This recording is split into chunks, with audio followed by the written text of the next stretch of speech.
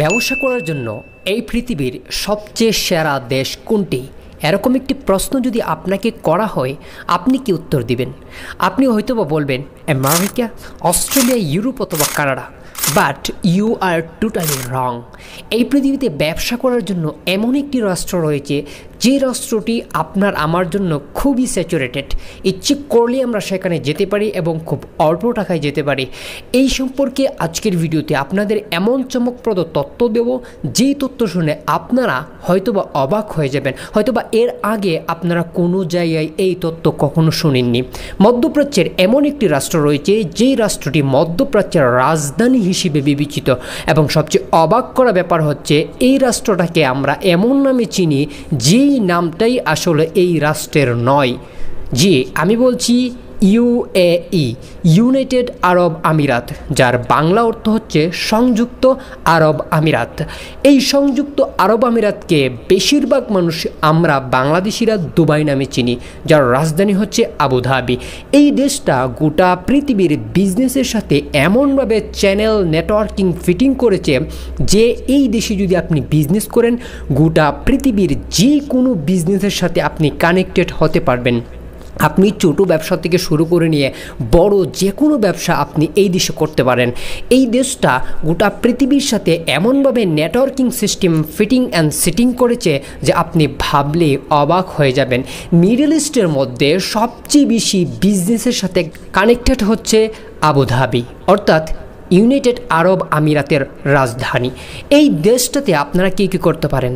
আপনাদের একটি চমকপ্রদ তথ্য দেই। 2024 সালের লাস্ট রিপোর্ট অনুযায়ী বাংলাদেশের সবচেয়ে বেশি রেমিটেন্স গিয়েছে কোন দেশ থেকে জানেন? সৌদি আরব থেকে না।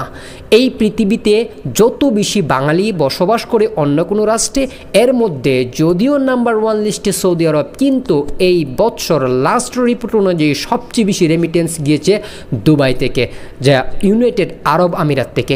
তো এই ইউনাইটেড আরব আমিরাত থেকে সবচেয়ে বেশি রেমিটেন্স যাওয়ার কারণটা কি আসলে? কারণ হচ্ছে ওই দেশের মধ্যে বাঙালিরা বিজনেসের অনেক সুবিধা পেয়ে থাকে। আর বিশেষ করে সৌদি আরবে কফিল নিয়ে যে সমস্ত ঝামেলায় পড়তে হয়, ওই ঝামেলাটা ওই দেশে পড়তে হয় না। আপনি যদি ব্যবসা করতে চান, ব্যবসার জন্য মনস্থ করেন, তাহলে গভর্নমেন্টের পক্ষ থেকে আপনাকে স্পেশাল কিছু সুযোগ সুবিধা দেওয়া হবে, যার ফলে আপনি ওই দেশে খুব সুন্দরভাবে কফিলের প্যারাবিহীন বিজনেস করতে পারবেন। সবচেয়ে বড় কথা হচ্ছে ওই দেশে আপনি যেই ব্যবসা ইচ্ছা সেই ব্যবসা করতে পারেন। 50,000 দিরহাম থেকে শুরু করে নিয়ে 50 কোটি দিরহাম দিয়ে যে কোনো বিজনেস আপনি করতে পারবেন আপনারা টাকার অনুপাতে।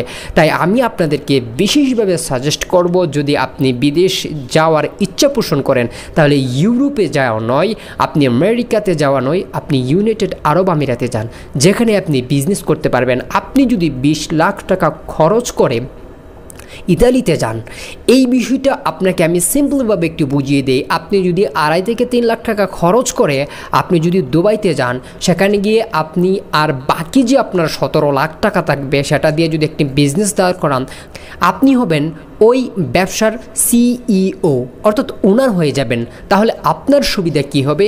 আপনার সুবিধা হচ্ছে আপনি একটা ব্যবসার ওনার, আপনি কোনো জায়গার কর্মচারী নয়। আচ্ছা, মানুষের মধ্যে কি এরকম বোকামি থাকতে পারে যে মানুষ 20 লাখ টাকা খরচ করে গিয়ে একটি রেস্টুরেন্টের ওয়েটার হয়ে থাকবে? সিদ্ধান্ত আপনার কাছে।